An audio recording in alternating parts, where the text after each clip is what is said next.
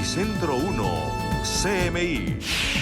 Reforma tributaria y venta de bienes del Estado anuncia el gobierno ante grave crisis económica. Se necesita financiar un faltante de 83 billones de pesos, dice Ministerio de Hacienda. Hundimiento histórico de la economía colombiana, revela Fondo Monetario. El país afronta primera recesión en 20 años. Récord de contagios hoy en Colombia. Otros 157 fallecimientos, 1.588 recuperados.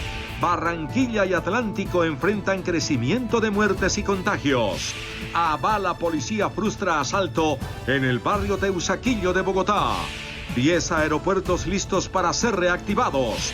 Criminal maltrato a un mono cariblanco. Estuvo 23 años atado a un árbol. ¿Cómo enfrentar las emergencias caseras en el actual encierro? Indígena denuncia que un militar intentó sobornar a la familia de niña violada para que guardara silencio. Patrullero de la policía también acusado por abuso sexual. Fiscalía decomisa bienes al gobernador del Magdalena por presunta corrupción. Buenas noches, nuestros secretos de hoy. 1.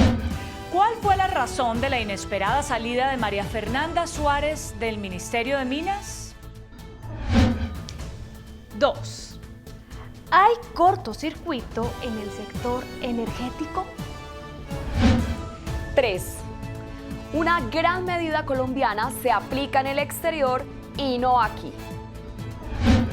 Y mi habitual ñapa de todos los viernes, con los mejores memes de la semana. 1, 2, 3 y mi ñapa de memes. Así. Con Claudia Palacios y Margarita Ortega.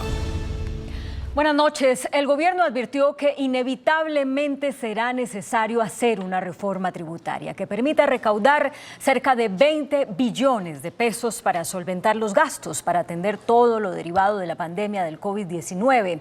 Esta iniciativa será tramitada después de que pase la pandemia. El gobierno también anunció privatizaciones por 12 billones de pesos el próximo año. En el Ministerio de Hacienda ya se habla de la necesidad de aumentar el recaudo y de poner a más gente a pagar impuestos a través de una reforma tributaria. Todavía no hay fecha para presentarla, pero se requieren más de 20 billones de pesos. En Colombia las personas que tributamos somos muy poquitas. Yo sí creo que hay una capacidad grande de hacer una discusión, pero eso vendrá a través del estudio que nos presenten los expertos en materia tributaria. Según un informe presentado hoy por los viceministros de Hacienda, la pandemia del coronavirus provocará una caída de la economía de menos 5,5% este año, un desplome notable comparado con el crecimiento que traía el país en los años anteriores. Es una caída del crecimiento del PIB de 5,5%.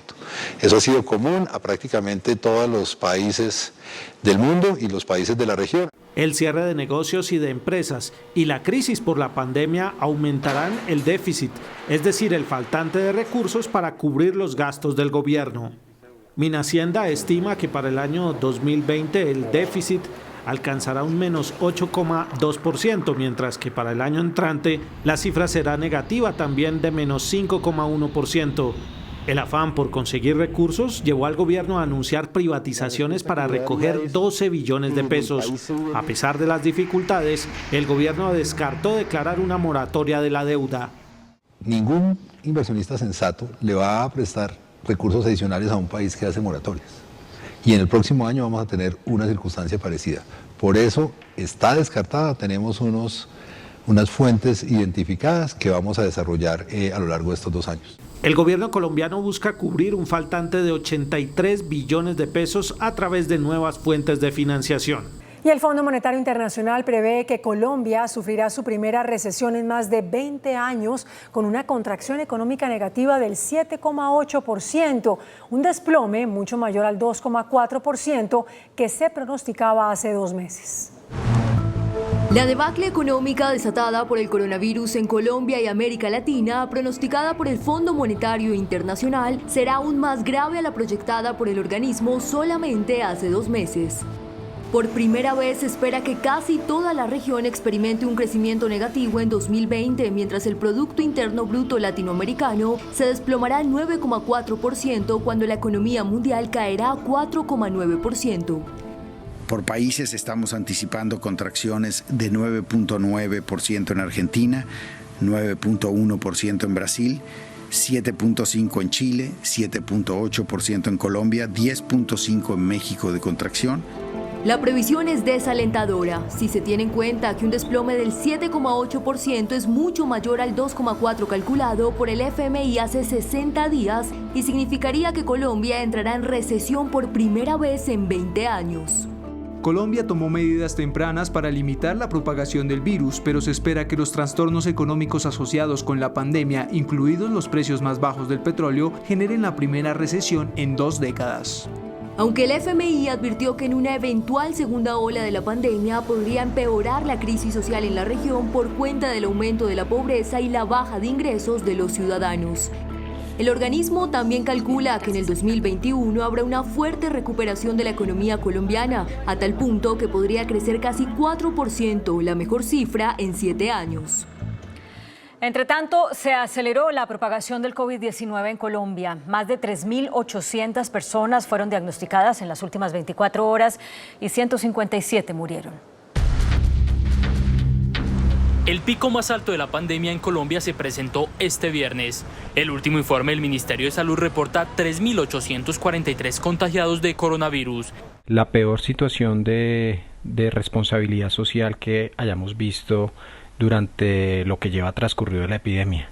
Las últimas semanas han estado enmarcadas por actividades sociales, gente en las calles. Los nuevos casos se presentaron en su mayoría en el departamento del Atlántico, con 1.653 nuevos contagiados, de los cuales en Barranquilla se dieron 891. A la fecha son 84.442 personas que se infectaron del virus, de las cuales 46.556 siguen activas.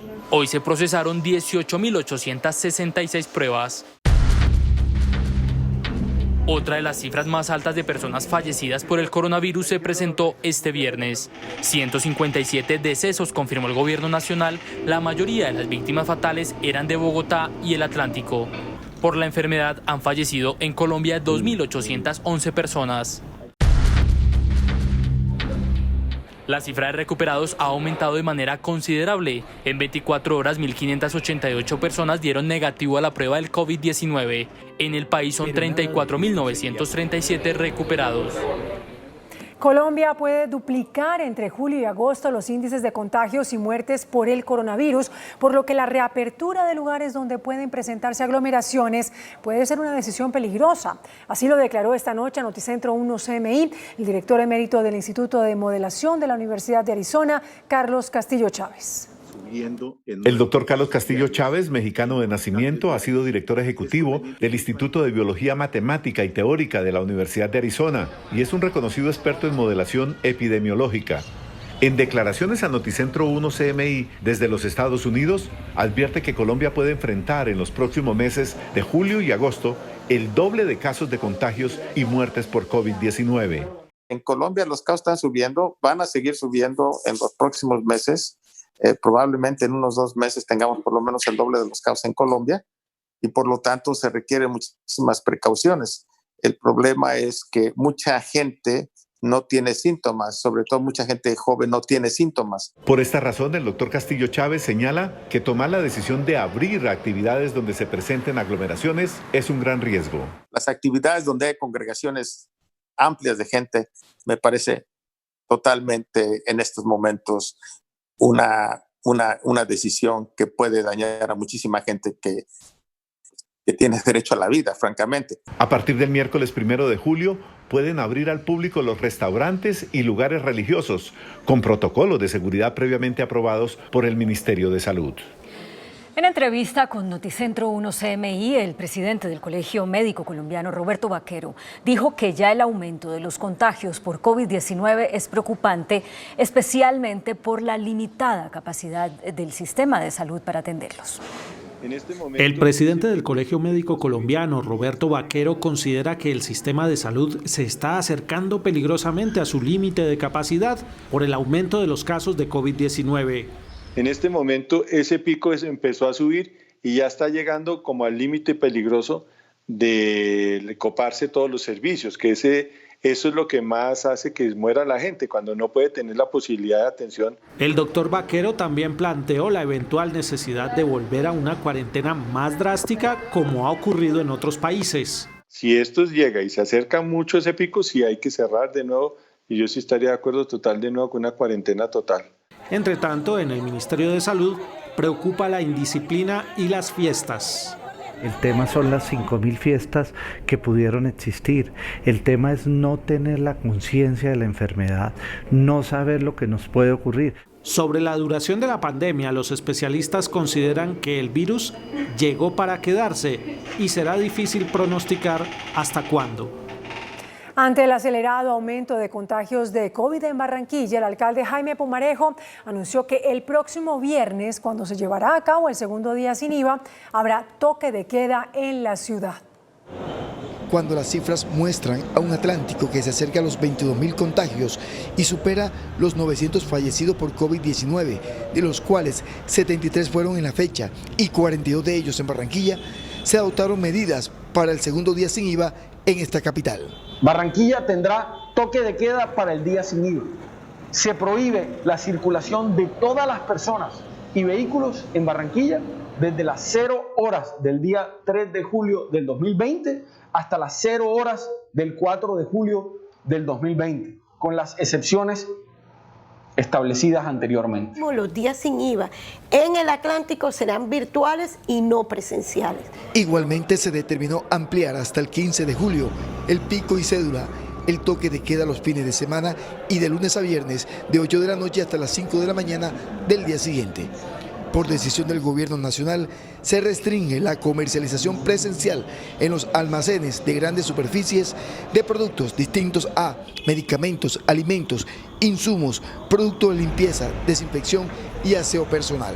Ventas no esenciales seguirán sin atención al público. La ley seca se mantiene los fines de semana y solo se permitirá la venta de licor de lunes a viernes entre las 5 y las 8 de la mañana. Y entre tanto, en Cartagena, las autoridades decidieron levantar el toque de queda y la ley seca durante el puente festivo.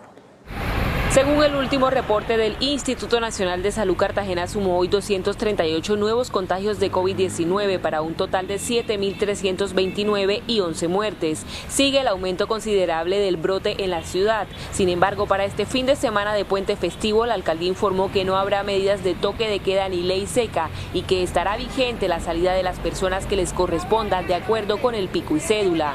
Para el resto de municipios del departamento de Bolívar, la gobernación informó que sí habrá medidas. Hoy, desde las 7 de la noche hasta el martes a las 4 de la mañana, tendremos toque de queda en todo el territorio bolivarense, exceptuando la ciudad de Cartagena.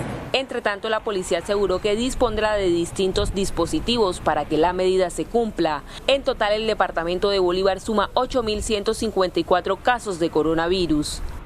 En Villavicencio ya están ocupadas 21 de las 34 unidades de cuidados intensivos que hay en la ciudad. Y el hospital departamental que queda en esa capital y que atiende a todos los departamentos de la Orinoquía tiene el 95% de las UCI ocupadas. Por esto las autoridades de salud piden a los ciudadanos que sean conscientes del riesgo y que adopten medidas de protección para que no se contagien con COVID-19. Y Noticentro 1 CMI recorrió las 7 localidades que serán priorizadas en la nueva estrategia de seguridad de la Alcaldía de Bogotá. Hay alarma por el aumento de homicidios, de narcotráfico y el robo de bicicletas. Expertos en seguridad advierten que el crecimiento del desempleo y la pobreza a niveles históricos pone en riesgo el modelo de seguridad. El crecimiento del desempleo y la pobreza a niveles históricos durante la pandemia son para los analistas de seguridad dos factores de riesgo para el incremento que se ve en la inseguridad de las grandes ciudades. Todas las organizaciones criminales también sintieron el impacto económico y están buscando otra vez reactivar portafolios de economía ilegal que tienen en la ciudad y también lanzar grandes operaciones para poder reactivar todas sus finanzas. Y esto es justamente lo que se está viviendo en las 7 localidades priorizadas por la Alcaldía de Bogotá, donde a medida que se reactiva la economía sube el delito.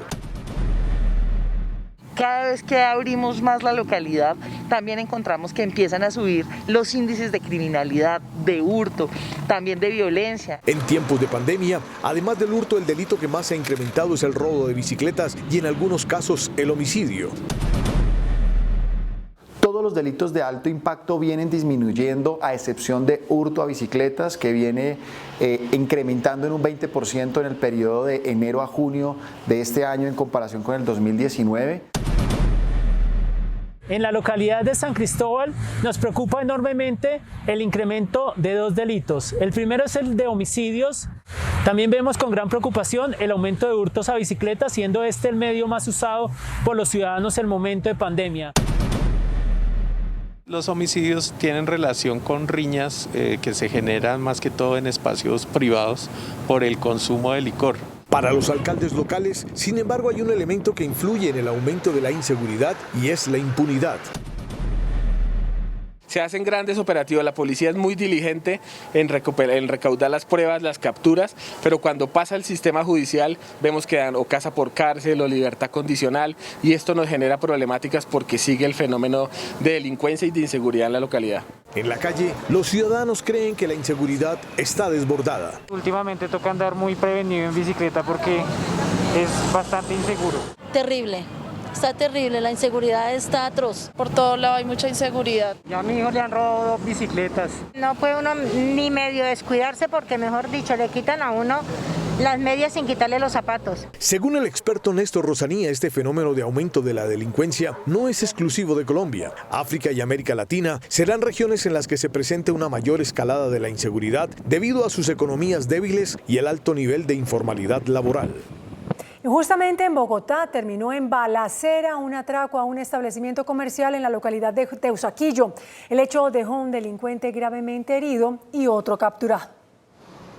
El asalto a esta ferretería en Bogotá terminó en una balacera en la avenida Caracas con calle 34. Los delincuentes emprendieron la huida en un taxi, pero cuando se vieron sorprendidos por la policía, abandonaron el vehículo e intentaron abordar por la fuerza a este carro particular. Es que estas personas utilizan estas armas para intimidar al señor que venía haciendo uso de la vida, y es así como ingresan a su vehículo. El intercambio de disparos dejó como resultado un delincuente gravemente herido y otro capturado. Son de nacionalidad colombiana, no tenemos el documento de identificación, creemos, y lo más posible es que tengan antecedentes.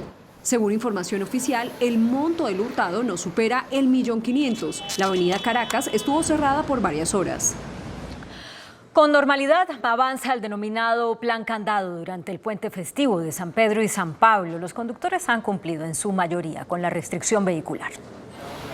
En la tercera fase del denominado Plan Candado, que se lleva a cabo en los 32 departamentos del país, han sido sancionados 155 conductores, una cifra que demuestra que los colombianos han tomado en serio la pandemia y han dejado de salir de viaje en comparación a otros puentes festivos. En las salidas de Bogotá han sido sorprendidos durante este primer día 85 conductores sin permiso alguno de movilización. Aquellos ciudadanos que no cumplen las excepciones del decreto 749 y tiene que ver con desplazarse en vehículos ilegales y la persona no estar autorizada. Quienes estén bajo las excepciones presidenciales tendrán que llevar el permiso físico y justificar su salida. El presidente de la Asociación Internacional de Transporte Aéreo, Andrés Uribe, anunció que el sector está listo para iniciar operaciones en al menos 10 aeropuertos del país.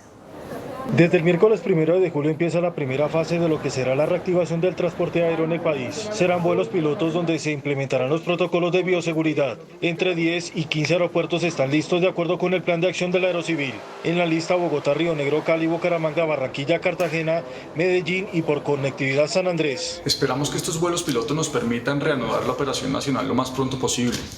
Estamos listos para iniciar a operar una vez las autoridades nos definan las ciudades con las cuales podremos iniciar para poder armar una red de rutas incluyendo estas ciudades. Las aeronaves poseen tecnología de punta para la ventilación que elimina el 99% de las partículas. Y nosotros hemos venido probando exitosamente en los últimos 2 meses los protocolos de bioseguridad que desarrollamos conjuntamente con el gobierno. Se manejará el 20% de la capacidad de los aeropuertos. 20.000 colombianos han sido repatriados en medio de la cuarentena y el cierre de los aeropuertos. Así lo informó la ministra de Relaciones Exteriores, Claudia Blum. Desde el inicio de la canciller Claudia Blum informó que este fin de semana retornarán al país centenares de colombianos provenientes de varias partes del mundo que lograron cupo en vuelos humanitarios que está coordinando su despacho. Lograr que todos los connacionales que quedaron atrapados en el exterior vuelvan a casa. La ministra aseguró que no descansará hasta ver que regresen al país todos los colombianos que están en el exterior y quieren volver. 450 kilogramos de sustancias psicoactivas han sido incautadas en vuelos de carga durante la cuarentena en el aeropuerto El Dorado. Aunque se creía que el trabajo de antinarcóticos en el aeropuerto El Dorado iba a cesar, la realidad es otra. Desde que inició la cuarentena se han incautado 20 kilogramos de cocaína, 240 de marihuana y 180 de drogas sintéticas. Las organizaciones dedicadas al narcotráfico siempre están tratando de buscar la manera en que ellos puedan sacar ese tipo de droga de sustancia al exterior. Las cargas se han encontrado en elementos que pretenden ser exportados como caretas, tapabocas e insumos médicos. Con la pericia, con los guías caninos, los equipos tecnológicos que tenemos a disposición, realizamos las verificaciones y se encuentran en sus distintas modalidades de ocultamiento. Los controles continúan en vuelos humanitarios para descartar que en equipajes también se filtren sustancias psicoactivas. En carta enviada al Contralor General, Carlos Felipe Córdoba, senadores de 6 partidos le solicitan que controle urgentemente los recursos que ha dispuesto el gobierno para atender la pandemia. En esta misiva, los 10 senadores expresan que de conformidad con los artículos 267 y 268 de la Constitución Política, que hablan de control fiscal, la Contraloría adelante un control preventivo sobre los recursos económicos apropiados e invertidos por el Gobierno Nacional durante la emergencia sanitaria y los estados de excepción declarados por la crisis derivada de la epidemia del COVID-19. Es que el presidente Iván Duque le explique al país en qué se ha gastado 117 billones de pesos, cuando miles de familias hoy padecen hambre. 8 millones de trabajadores perdieron sus empleos. Pequeñas y medianas empresas desaparecieron. ¿A dónde se fueron los 117 billones? Casi 1 billón diario. Los colombianos tienen derecho a saberlo. Según los senadores, el gobierno no ha sido claro en cuanto al monto de los recursos invertidos y en la destinación específica que les ha dado durante esta pandemia. Las autoridades ambientales rescataron en Cundinamarca un mono cariblanco que era mantenido cruelmente en cautiverio desde hace 23 años amarrado a un árbol.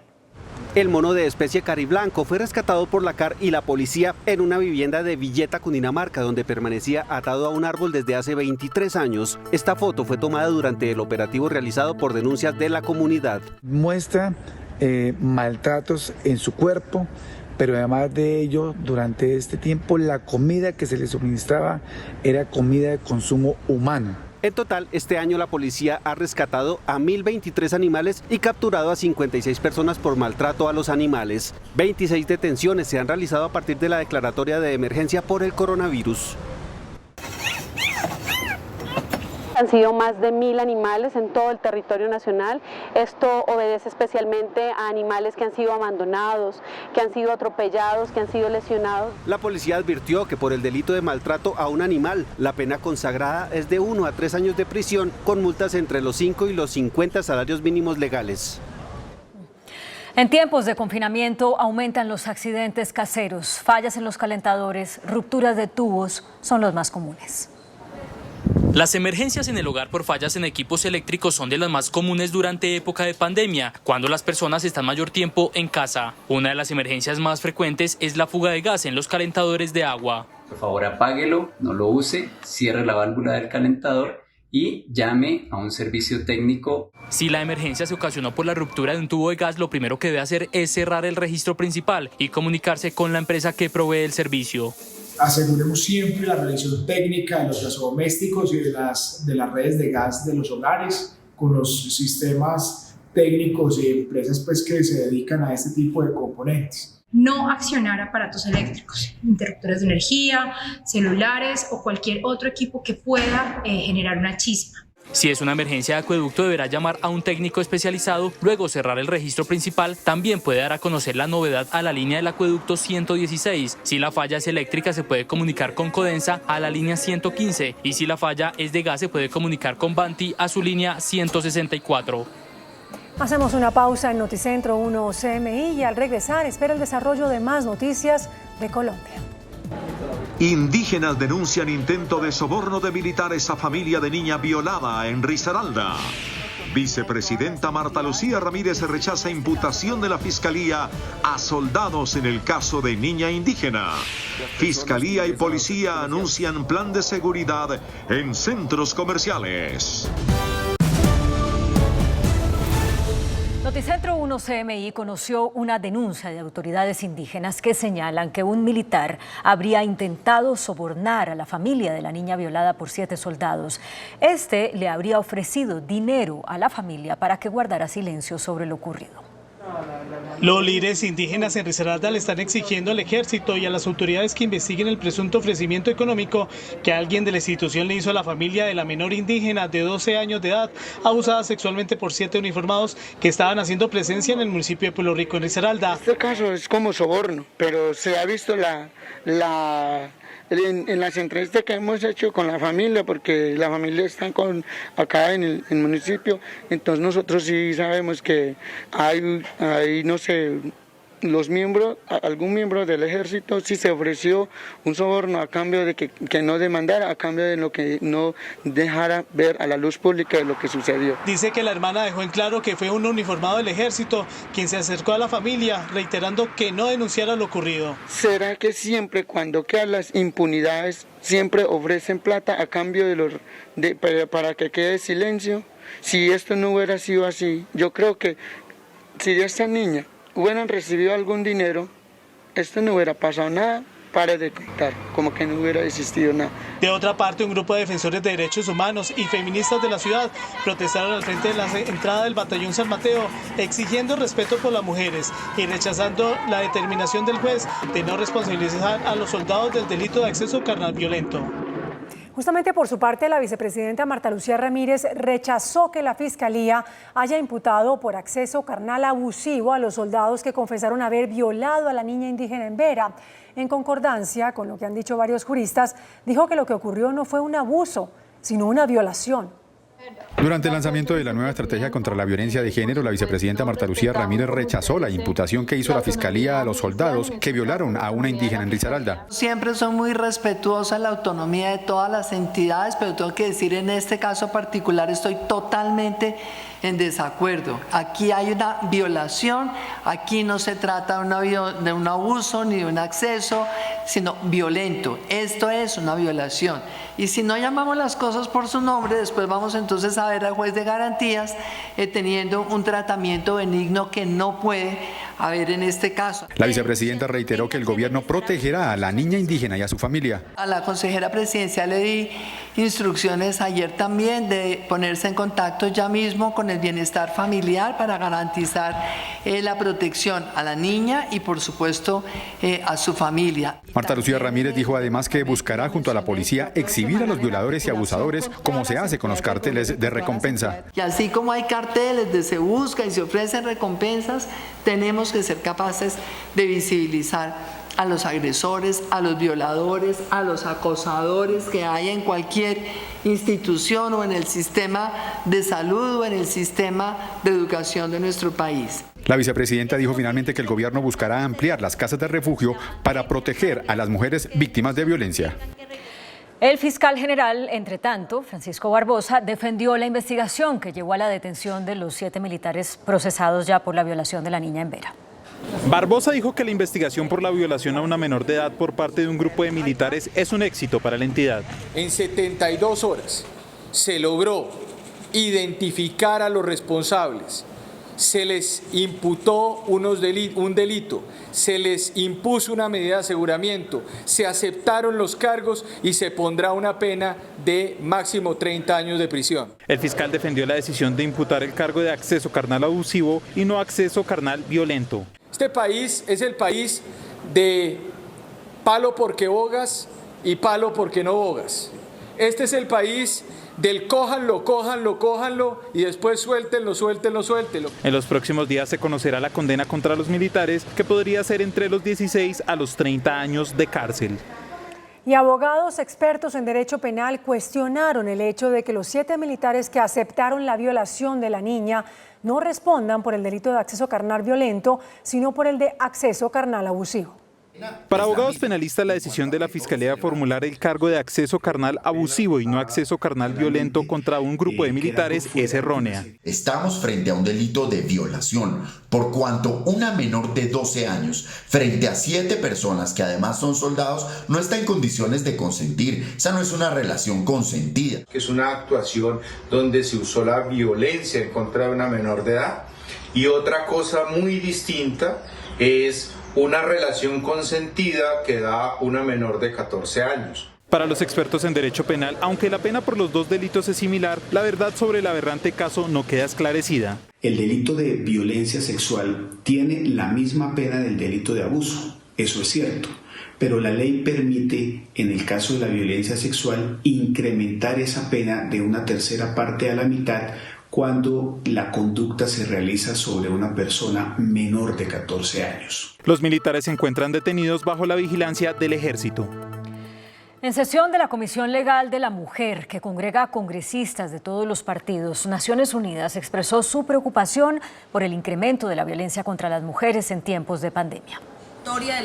Y es que de acuerdo con las congresistas, soportadas en estadísticas de medicina legal y de organizaciones civiles que monitorean los indicadores de violencia de género, durante la cuarentena han aumentado todos los delitos contra la mujer, como feminicidios, violencia intrafamiliar y abuso sexual. Desde ONU Mujeres también manifestamos una gran preocupación por el aumento de la violencia contra las mujeres que se está dando en contextos COVID. Por esta razón, la Comisión Legal de la Mujer del Congreso de la República le pidió al presidente decretar la emergencia social por el significativo aumento de crímenes contra las mujeres. Son alarmantes las cifras de violencia en contra de nuestras mujeres y de nuestras niñas. El hecho de que cada día se le quite la vida a una mujer debe llevar al gobierno nacional a la posibilidad de analizar la declaratoria del estado de emergencia social. Hemos pedido que situaciones tan complicadas como el asesinato de nuestras mujeres tenga una medida de emergencia y pueda ser atendida de manera prioritaria. Las congresistas también pidieron convocar a un Consejo Extraordinario de Seguridad para tratar el tema específico de la violencia contra las mujeres. Y hoy se conoció otra denuncia de abuso sexual que involucra a un miembro de la fuerza pública. El 8 de mayo, una joven de 17 años habría sido abusada sexualmente por un patrullero de la policía de Bogotá.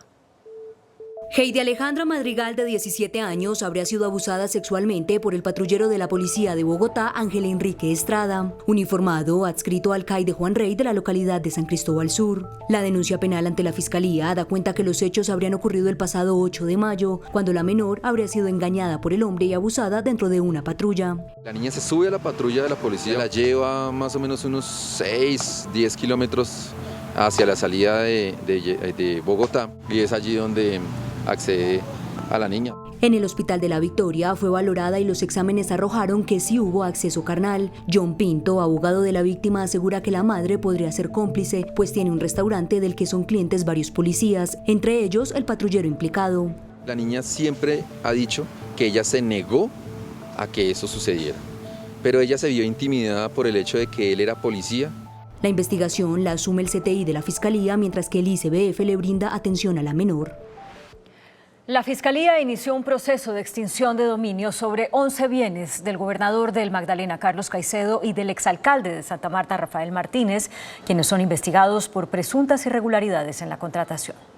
Los bienes decomisados al gobernador Carlos Caicedo y al exalcalde Rafael Martínez están valorados en 766 millones de pesos. La Fiscalía señaló que la operación de extinción de dominio está relacionada con un caso de presuntas irregularidades valoradas en 4.129 millones de pesos en la demolición de 5 centros de salud. La fiscal, con la información que tenía por parte de ambos procesos, recabó un material probatorio en compañía de la Policía Judicial dentro del debido proceso, y eso le dio a ella, la información suficiente para que afectara con medidas cautelares en este momento. El abogado del gobernador Caicedo criticó la decisión de la Fiscalía. Mal puede decirse que los bienes presuntamente se compraron con dineros fruto de los centros de salud cuando no se les está imputando un peculado por apropiación en favor propio.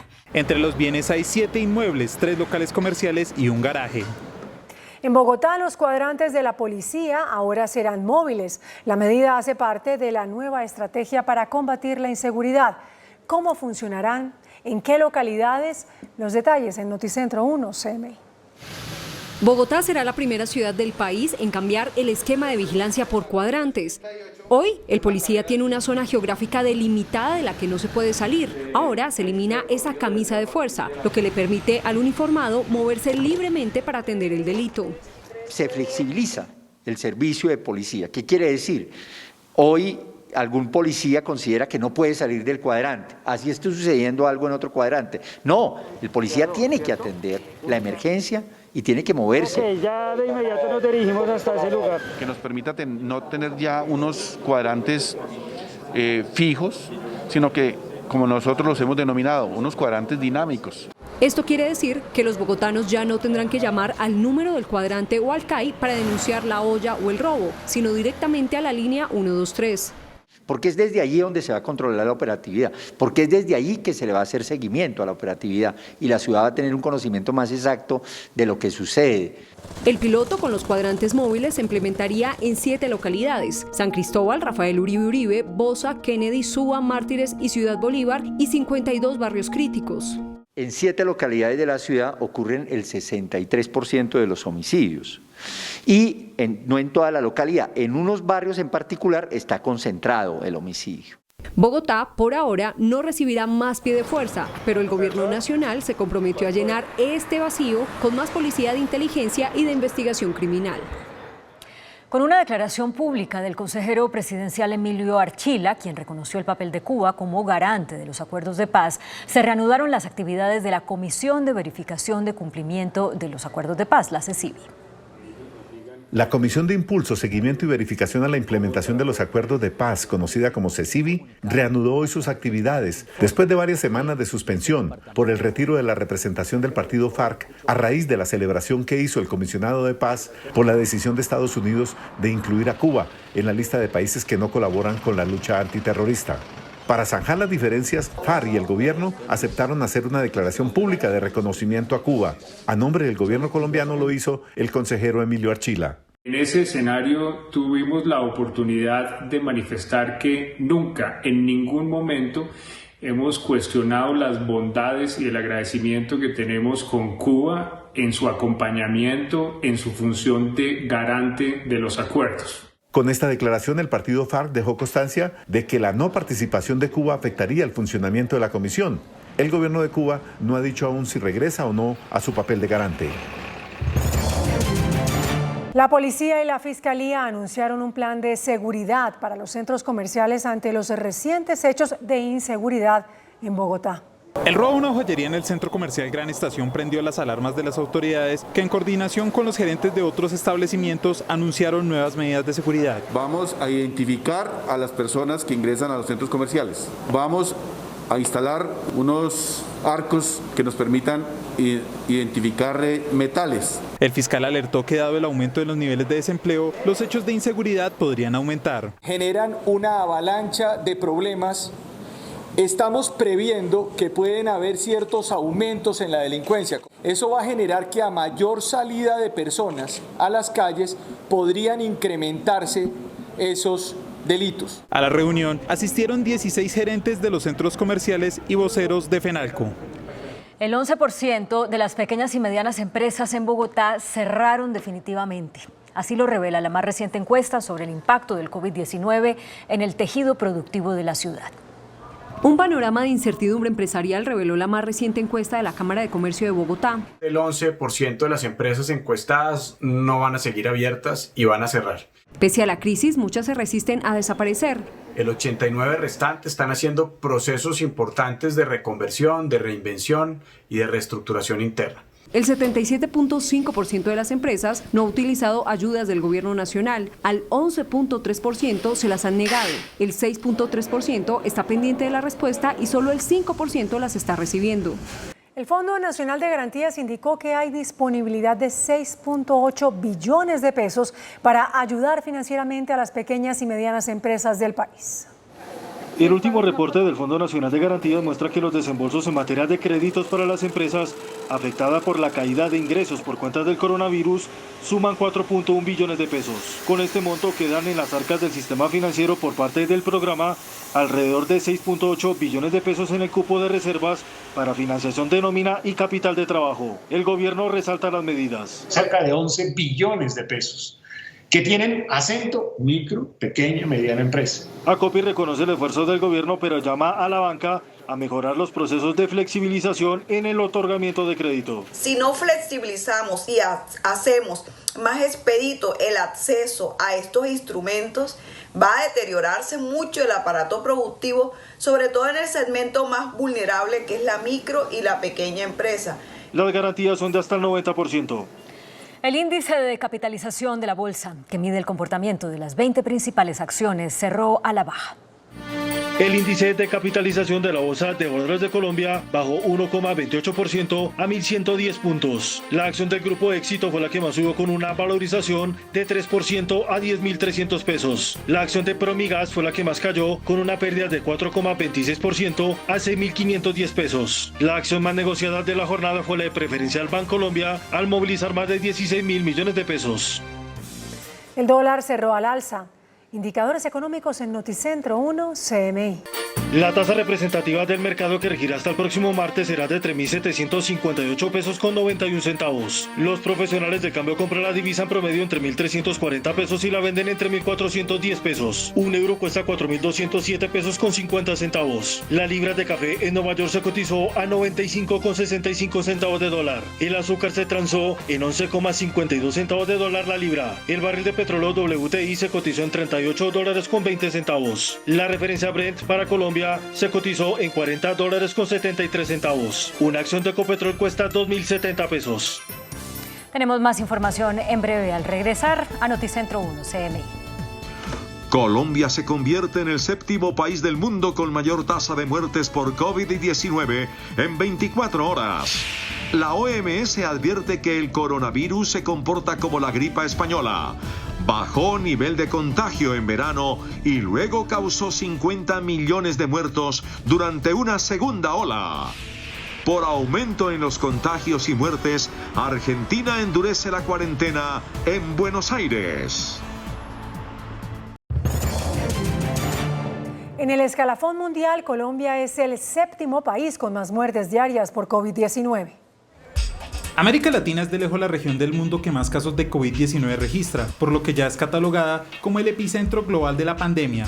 Además, ya supera la barrera de las 100.000 muertes, lo que supone que más de la quinta parte de las 491.000 muertes globales por el virus se ha producido en Latinoamérica, donde países como Brasil y México siguen reportando varios cientos de nuevas muertes diarias. Ayer, los 7 primeros lugares en el listado de muertes por el virus se concentraron en esta parte del globo terráqueo. Colombia fue la nación número 7 al registrar 163 muertes en 24 horas, la cifra más alta desde que el virus circula entre los colombianos. Adelante del país está Brasil con 1097, México con 947, Estados Unidos registró 568, India 401, Perú 175 y Chile 172. La cifra de muertes de hoy en Colombia es cercana a la de ayer, por lo que se mantiene en el mismo puesto. La Organización Mundial de la Salud aseguró que el coronavirus tiene un comportamiento similar al de la gripe española, esta pandemia de 1918. El pico de esa enfermedad descendió en verano, pero en la segunda ola causó 50 millones de muertos. La publicación de un documento de 10 expertos italianos que dieron por finalizada la emergencia desatada por la pandemia del COVID-19 al sostener que el virus ha perdido su fuerza de contagio fue refutada por la Organización Mundial de la Salud, que en respuesta lanzó una preocupante alerta. Ranieri Guerra, director adjunto de la OMS, realizó una advertencia estremecedora para desmentir a sus colegas al asegurar que el coronavirus se comporta como la temida gripe española, que experimentó un descenso en la temporada de verano, al igual que sucede actualmente con el COVID. Pero luego, la pandemia de gripe de 1918 retornó ferozmente en septiembre y octubre, causando 50 millones de muertos durante su segunda ola de propagación.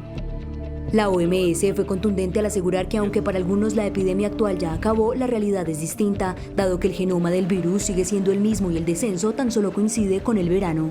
Los nuevos casos de coronavirus en 24 horas en Estados Unidos rompieron un récord por segundo día consecutivo.